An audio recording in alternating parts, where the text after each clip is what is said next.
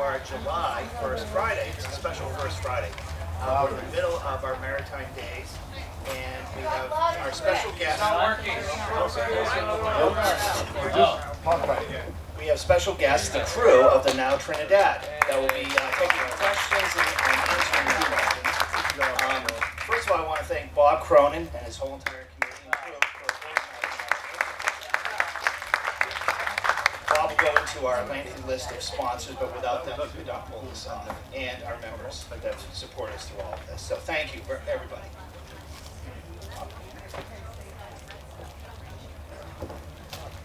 Thank you very much, Chris, and thank you everybody for showing up tonight. Lovely night here. I think I've said this before, we couldn't pull this off at all. First off, without the volunteers that have stepped forward and done not hours of work, hundreds of hours of work in preparing for this event that then we had to scramble for. I'll get to that in about a half a second. But behind us, all our sponsors, Rochester Electronics, our hosting sponsor, Bentley's Real Estate, the Tannery that's having an event in the boat tonight. Who am I missing? I'm missing the Stone Ridge Properties Institute for Savings and New England Biolabs. But thanks to all them, that's why we were such a success.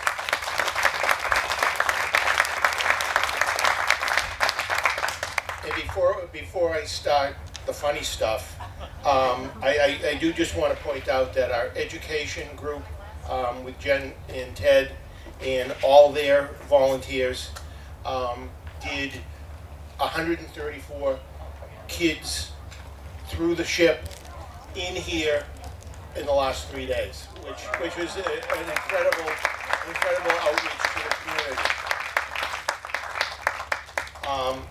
Some of you may or may not realize that even though Magellan and the Now Trinidad really doesn't have that heartfelt connection with Newburyport, go 7 to 11 miles northeast, and there's graves of Spanish sailors out on the Isle of Shoals. So there is a connection to this area over the last 500 years. One funny story that I do have to tell you, and there are several, but first thing, I'm getting my hair cut, waiting for the ship to come in on Thursday.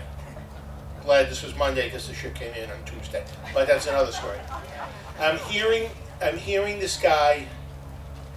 I jumped ahead of myself because the ship had already shown up, so this was Wednesday. But anyhow, guy behind me getting his hair cut says, I'm on the phone with my brother. He says, and I'm looking out the window, and he says, the Mayflower is sailing up the Merrimack River. And so I'm sitting over there, I'm laughing a little bit, and but you know, the crew of you know the Trinidad had some decisions to make, and as I had said to them, and I had not met any of them, and I consider that some of the relationships that I have had with them this week are remarkable and unbreakable. That they looked at the weather, and ship and crew safety is number one.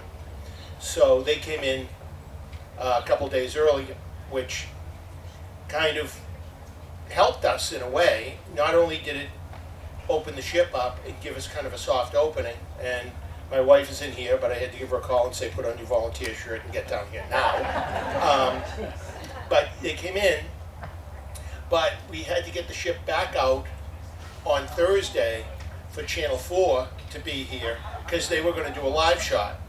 And the timing from Channel 4, from the captain who is here, from the part of the crew that are here, was amazing. They were actually just tying a line to the dock as at 9 o'clock we went live. So it was the magic of TV. But with all that being said, I know we have, who do we have here? We have Diego, we have Marina, and we have the captain. I don't know who you want to bring up first. Marina? Before Before we do that, obviously, we're going to do something. I think there's been a group of people that have been working here for last week for 14-hour days since basically last Tuesday. So we really, and I'll read out their names because they're museum staff. It's Bob. So it's Chris Silva, Kathleen Britton, Dee Torres, Grant Bellino, Jasmine Bellino, Verity Boyer, Janice Drake, staff and of the museum, and the leadership of Bob Cronin. Let's really give him a great hand.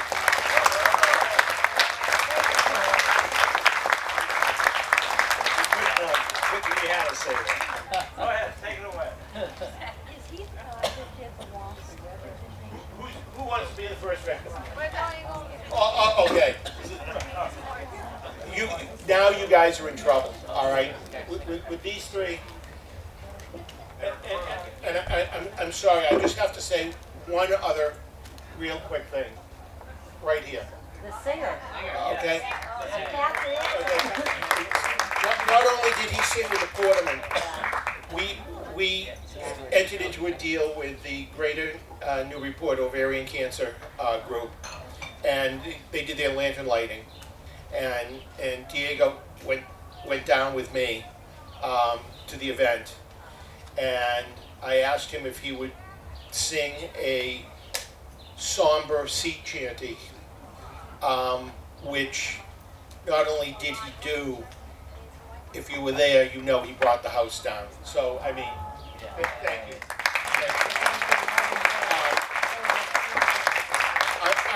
I'm going to throw the first softball question to all of you, and then please ask them the questions. Softball question: what's it like to be on board that ship in 12 to 15 footers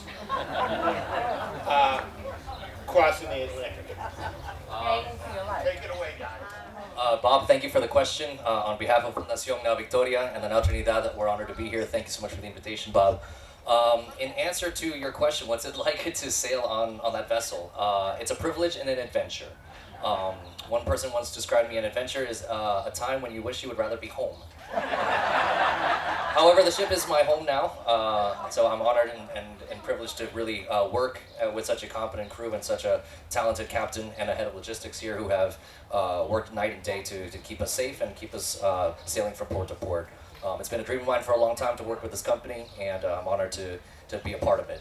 In 12 to 15 foot seas, she rocks like a barrel. You definitely gain your sea legs, and there are definitely tricks to manage your seasickness. But if you do it as long as I have, you definitely get over it. So, any other questions? Yes.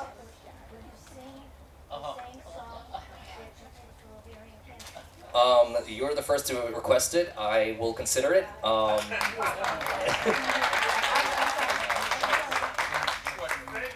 Maybe a little bit later this evening, I can get it done. I know we have a lot of questions that that we're all curious to do, but perhaps later on this evening, if you ask me again, I might be able to. Okay? Yes. So if the seas are that high, are you actually out at sea, or do you put in? We can cross an ocean. We've been through lakes. We've been through rivers. And last year that I've been on this vessel, we've crossed the St. Lawrence. We've been through the Mississippi River. We've been through the Great Lakes. We've been in the Caribbean Sea and the Gulf of Mexico. So we always try to look ahead in advance and forecast our path way in advance. So you typically wouldn't be out in that high. No, we try not to. It's as if you would ask me, have you ever been through a bad car accident? And sure, you try to avoid those. But ideally, we do this in the best conditions. She is a very special ship, and so we try to take care of her as much as we can. Question over here. In the days of Magellan, how many crew members would have been on that ship? Sure. 5 ships left in Spain in 1519 with 260 men. That included officers, captain, crew, and sailors. Only 18 returned with 1 ship. That's one of the things we like to explain about how treacherous it was to do this kind of thing back then. So there was an average of about 50 to 60 men on board these vessels. It was a very busy ship. Now we have 10. And we're always looking for more. Yes. You have a question in the back. Tanto gusto conocerle. Igualmente, señor. First of all, do you have auxiliary power? Yes, it's always a great question. We do have auxiliary power. The Coast Guard always appreciates it when we see that they have motors. The wind is never always in our favor. And so when we do need to arrive places, much like now where we have to arrive at a certain time, we do use our motor quite a bit of the time. It's two engines, twin screw that allows us to push forward when both the wind or the currents are not helping us out. And on the sail, what do you average? Depending on the amount of sails that we use, when we cross the Atlantic, we've used as much sail power as possible to help us push ourselves through.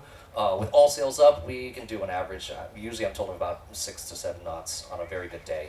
And if not, usually sometimes even 3 or 4. Very, quite slow. These are not speedboats.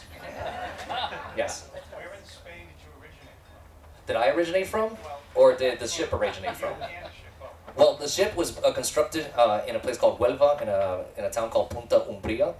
She was constructed in January 2017 and was completed in March of 2018. So she's only... Where is that near? Like, That is near Sevilla, and she's a few miles west from that area, and so there's a dockyard that we have built this ship as well as our sister ship El Galeon Andalusia.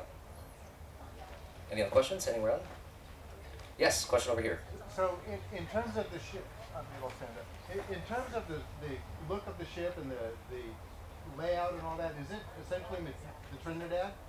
Very much so. These were the ships of their age. They were known as naus, and they were designed into this specific kind and shape with very high forecastles and very high aft castles. As technology progressed, obviously we see ships becoming narrower and even wider and even sleeker at that time. But the premise was to build these like a bowl in that essence and try to carry as much cargo as possible. So it's similar. It is to scale in size in its shape, and so they would range, especially the exploratory naus of that time were between 90 to 100 feet. We range at about 92 and a half. Okay. Yes. is it similar to what the Mayflower might have looked like? Yes and no, in the sense that the Mayflower was in 1620s. 1627, I think, was when the Pilgrims landed. We are from 1520, so about 100 years prior. To put this in perspective, this is something that Leonardo da Vinci would have seen in the early Renaissance period. So this is a Renaissance ship, to put it lightly. This is not colonial. This is not a ship from the golden age of sail.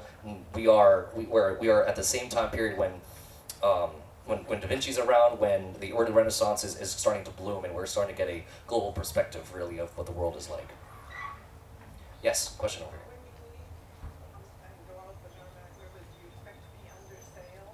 That's a good question. If the wind is in our favor, we might be able to open up, but more often than not, because of the currents and how they behave here in the Merrimack River, I'm not sure. It's all dependent on how the weather is that day for us. Yes, our next port of call will be Plymouth, Massachusetts. As we go south, we'll stay there for some time, and then we'll go up further north to Portsmouth. So if you have any friends out there, please, we'd love to come have them to see us. Yes. How to unfurl those sails? Everything and all the maneuvers that we have for our sails are done by hand. Okay, so every sail you see there is attached with ropes and gaskets, and they all have to fall through like giant curtains for the most part. So we have to first hoist the yard up, open our gaskets, and let the sheets drop, take the clews, and bring them in. So it can be a multi-step process for sure. Yes, you have a question over here. How did you train? It's on the job. When I started a year ago, I had very little experience in sailing, but the foundation was very kind and very considerate in training an individual like myself on the job with the terminology, with the maneuvers at that time, of how they did it back then. So many of the same commands, many of the same maneuvers are done exactly like we did back 500 years ago, in that sense. So it is literally, you learn the ropes, no pun intended. Yes, you have a question over here.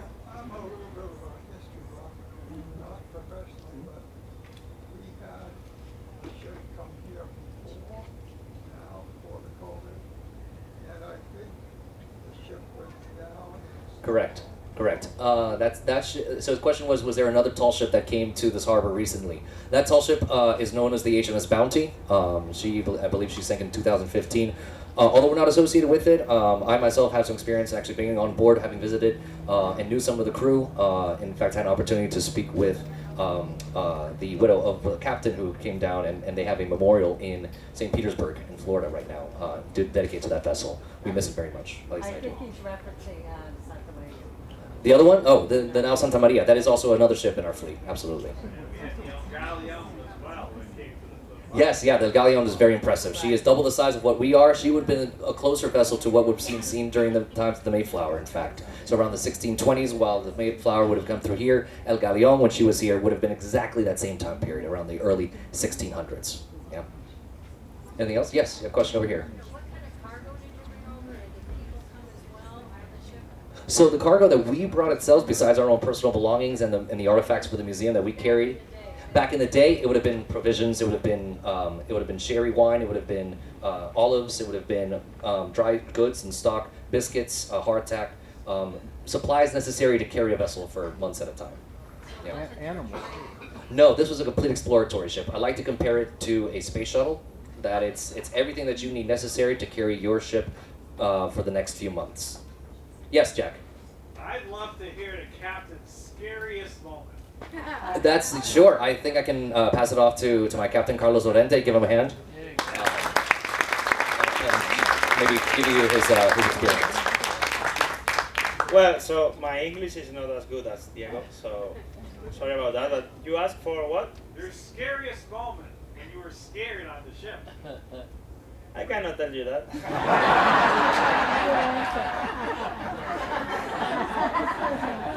Well, so when we say this, we try to keep the forecast as good as possible. So if we need to wait 48 hours to sail, we wait. We don't want to be with big waves with this ship.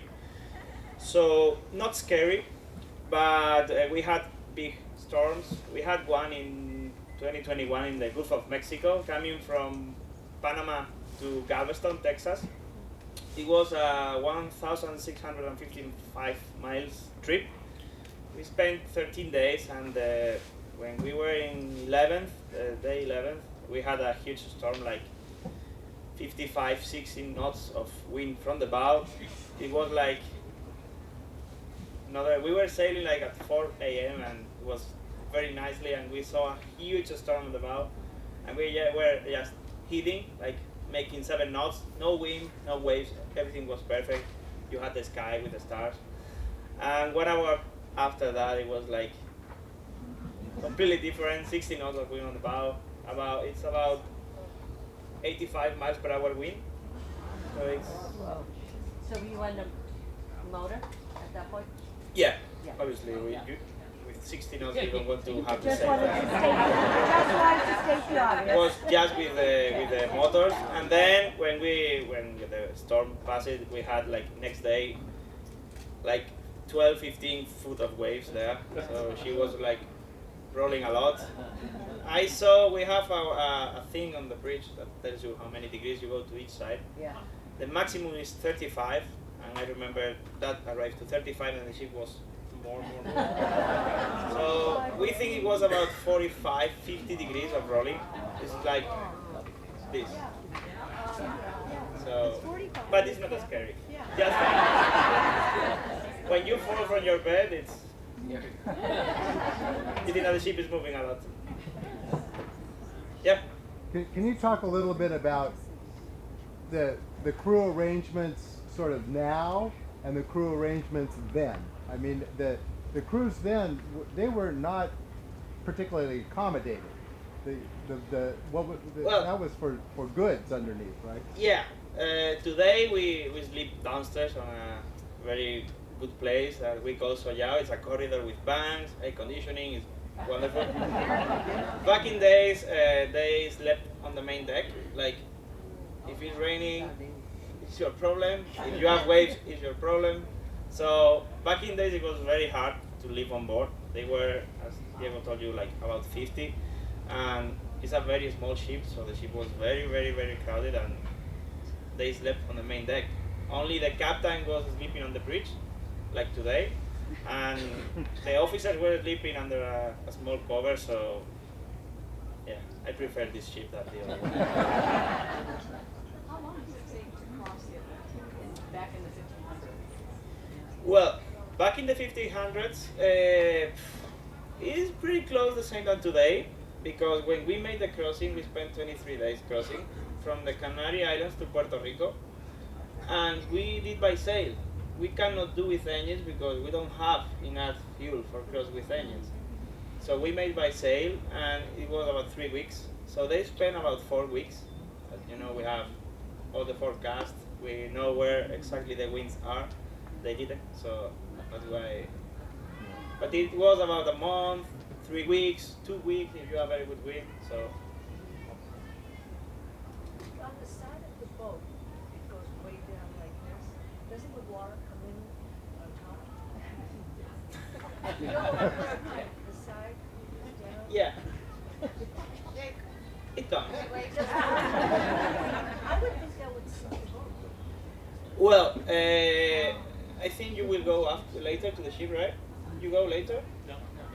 There you go. Okay, well, see, if you visit the ship, when you go to the hold, you go downstairs, but there is a cover, and we cover there with a cover, and the water shouldn't come inside.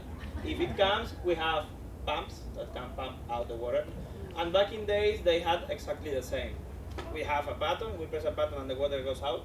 Back in days, they had buckets, but it's a pump. How Yep. long have you been captain of the ship? 1 month. Wow.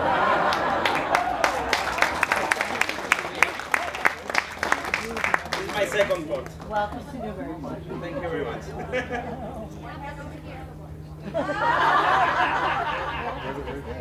He walked the plank. He's in Spain. He had some holiday, so he was very tired. Did you say the El Galeon traveled to America back in the 1600s, the original? Our ship? No, the El Galeon, the original. The El- original, did that come to America? El Galeon? Yeah. Yeah. She sailed it like in 2015, I think, here. Oh, no, she came here in 2016. But Yeah, she came to America in 2015. She was sailing on the East Coast, the Caribbean, the Great Lakes, and she came here in 2016. Historically. The original El Galeon back in the 1600s, did that come to? Okay, he will tell you about that history because I'm not on the galleon. He went, so. So the galleon, the original, is not just one. It's a representation of a fleet of galleons, should I say. The one that we have is a representative of the merchant galleons in the fleet that actually traversed the Pacific. That went from Manila in the Philippines. They were known as the Manila galleons that came from the Philippines to Mexico and back. And that was a non-stop trade for about 200 to 300 years. In 1565, I can at least tell you that Pedro Menendez de Aviles, who is from Asturias, brought his ship called the San Pelayo and brought that to Florida in 1565. So these galleons were definitely at least in the Caribbean, if not in the southwest part or southeast part of the United States at that time period, at least by the 15th century, and by the 17th century, it became a commercialized transatlantic trade, really more than anything, if that makes sense. Yeah. Cool. Any other questions? Yes. Yes, young lady behind you, what's it like to sail with all these men? Sure. This is Marina Quesada. Everybody give her a hand, please. She's our head of logistics. She's the boss. Sailing with all those men, it's fun. It's great. We're brothers already, so they're men, and you as a woman would know that men are men and will be men. So the few women that are on board, we try to keep the ship as a home, as a family, as a not just like a ship or a business project or something. It's like more like a home, you know. How many women? 4 of us right now. Yeah. Good luck. I got it. What do you do? I do all the work that nobody wants to do. So to be able to move that ship, Spanish flagship, from port to port in USA, being foreign, there's a lot of paperwork that needs to be done. So I do that. I do parts, everything that it's broken, like mechanics parts of the engine or something like that. Go find the parts, go find the mechanic that is going to bring us the service. Menus, groceries, laundries, new crew members coming, old crew members going, salaries, logistics, operation, yeah. She is the boss. I have to say, Marina is the advanced team, so she's the first person that Bob met a few days before the ship came here to make sure that everything was in good shape and all that sort of stuff. And the captain sails the ship, Diego's the crew member, but Marina really holds everything together.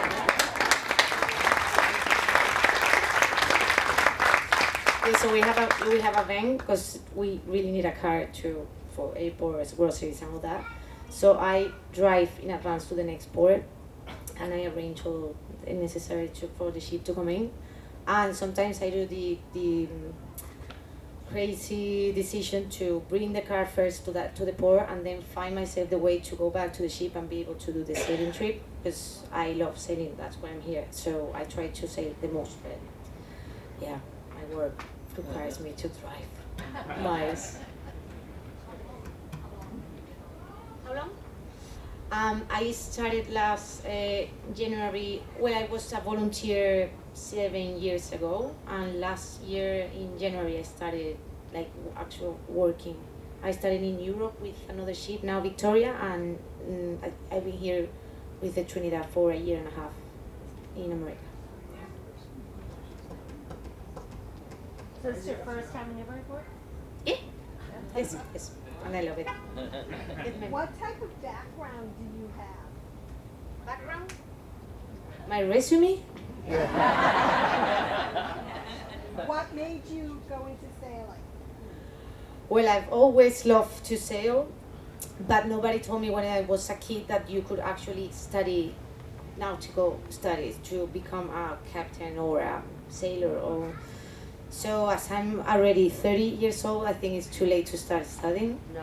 So yeah, it's never too late, I know, but I don't want to study in 4 years now.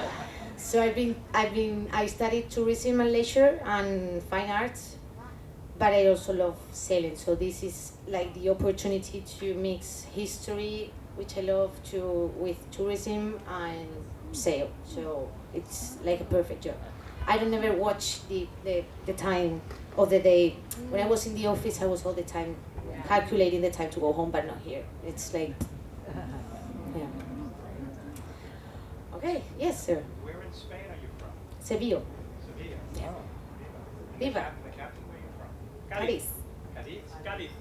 Near Rota, southern Spain. Near Yeah. Rhoda. I live in front. Rhoda, where the Navy base. Rota, Yeah. yeah. Okay. See where, what? Yeah. Tell me about cooking on the ship. Cooking. Because I'm a woman? Yeah. I'm joking. I have no idea how to cook. That being said, no, Marina does make incredible stews and food. So we as a crew, we all cook amongst ourselves. Although there are times where we get the lucky opportunity to get a cook on board who will help us out. More often than not, we have a schedule of meals that are planned, if not a week or two in advance. We buy the supplies necessary at the grocery store, and then we have 2 galleys on board. We have a gas stove on the main deck, and then we also have a second stove below deck, which is a electric stove. So we have a stove as well as a oven as well to cook whatever we'd like. We've even got a microwave. I'm not gonna lie, it's very much a yacht on there.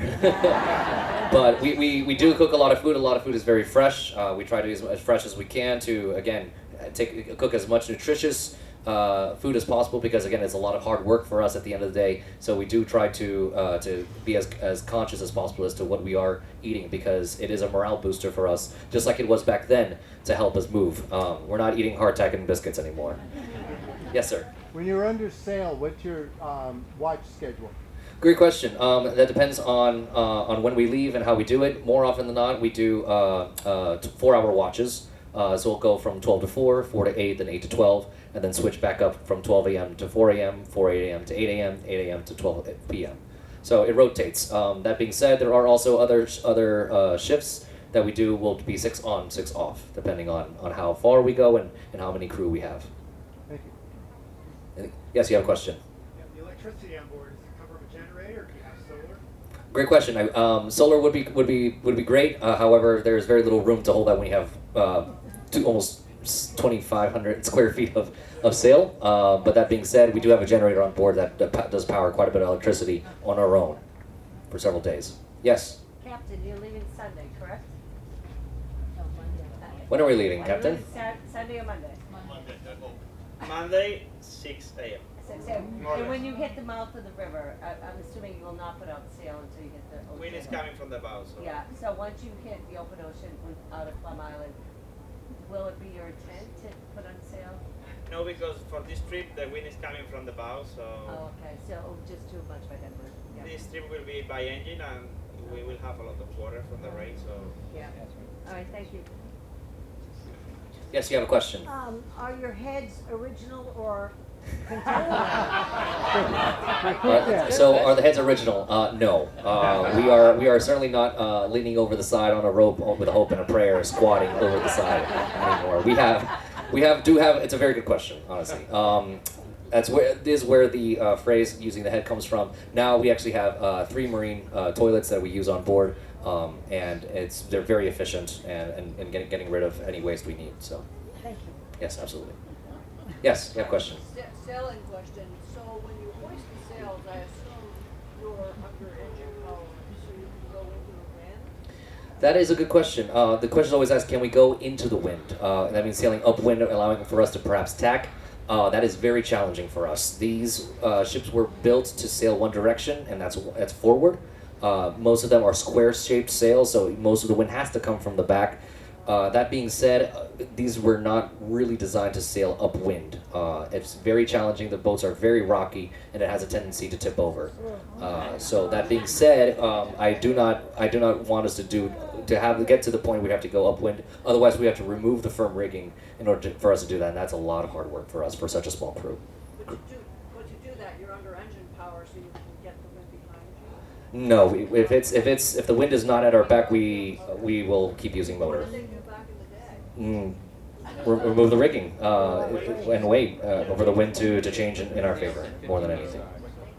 Do you ever stop over in the Azores and move back and forth? That's a good question. To be completely honest, this ship has not made a voyage back to stop into the Azores yet. We're hoping that maybe one day we can get that chance to. But there is a very strange phenomenon that happens within that region where the winds do some very weird things, and it takes double the amount of time that it does to cross back from Europe to here, and from here back to Europe is just a very complicated, very long process for us. Yes, you have a question here. Silly question. Silly answer. Ask it anyway. Is there a keg of rum on that? Maybe in our dreams. We have. I will give a story this much. We did hoist a 55-gallon keg of rum in Puerto Rico for a distillation company that was providing a rum tasting event. It's a shout out to Scryer Rum that is down there. That is the only occasion I believe we have been able to have a keg of rum like that on board. No, we do not drink underway. That is not a policy of ours, and we try to keep it that way. Yes, you have a question. What is your schedule looking forward, and how far out is your schedule? That's a good question. For as far as I know, Portsmouth and Plymouth are going to be our next stops. After that, it's whatever the what's that? Rhode Island. Well, there we go. That's the other one. So there's news on my end of what could be our next stop. So again, whatever the foundation is planning on, we're at least for us as the crew, we don't have a say as to where we're going. So they just tell us where we go. We say absolutely. Yes, you have a question. What kind of turnover do you have on the crew? That's a great question. A lot of these folks who are working on board are deck students as well as studying to become mariners of their own, to become merchant marines. So the turnover can be quite substantial. Most of them like to stay between 3 to 4 months at a time. Or if you're foolish like me, I will stay for 6 months. But that's a very long time. Really? Yeah, most contracts, in fact, even for a lot of maritime industry, including cruise ships, are only for 6 months. Many crew members do get burned out. They miss family events. They miss their friends. So in my experience, even after 6 months, it becomes very, very taxing on you to be traveling at such a rhythm for so long. Yeah. One more question in the back, yes? So if you all are here, who's watching the ship right now? That's a great question. We have several crew members on board who are on watch for this evening and are taking care of things on board right now. So that's why there would be more of us, but this is who we're able to bring. Yeah. Can we have your song now? Okay.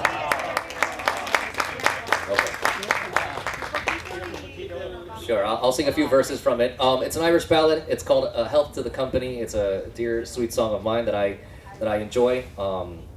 I learned it when I was acting a long time ago. So I'll sing you a few verses. All right. Our ship lies at harbor. She's ready to dock. I wish her safe landing without any shock.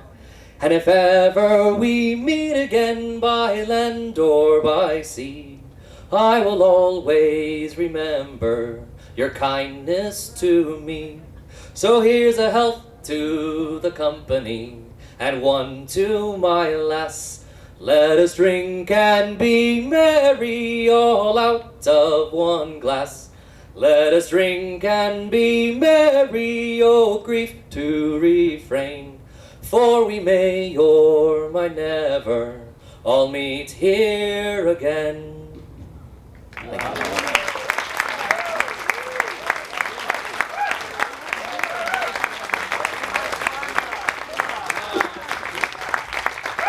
Now you can understand a little bit better the relationship that we have developed with these guys.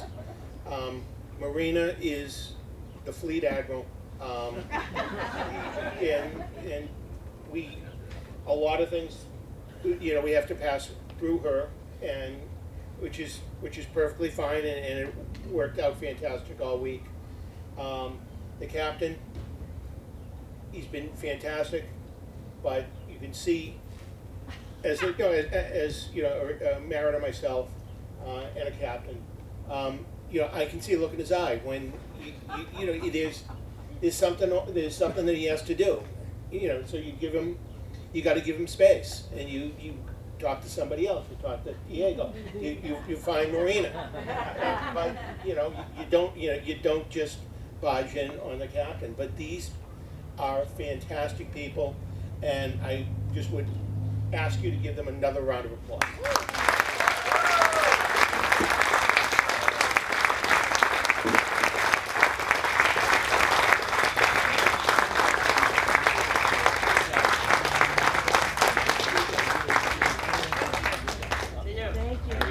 Thank you.